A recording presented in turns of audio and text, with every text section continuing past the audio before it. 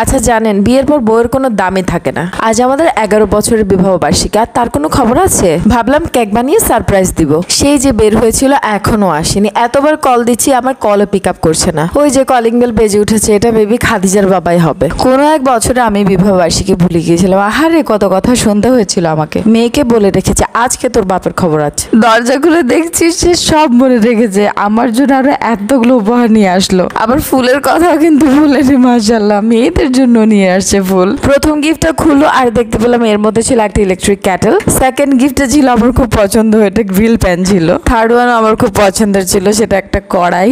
Next একটা cute saucepan ছিল মাশাআল্লাহ। আর লাস্টে ছিল এত বড় একটা পাতিল। সবগুলো মাশাআল্লাহ অনেক বেশি সুন্দর। এতগুলো গিফট পেয়ে যখন আমার মাথা ঠান্ডা হয়ে গেল, আমি আর দেরি না করে তাড়াতাড়ি নিয়ে আসলাম আমার বানানো সেই মজাদার চকলেট কেক। দেন কেক কাটাকাটি করে একজন আরেকজনকে খাইয়ে দিয়ে আমরা আনবক্সিং করলাম খাদিজার বানানো কার্ডটি, যা সে আমাদের জন্য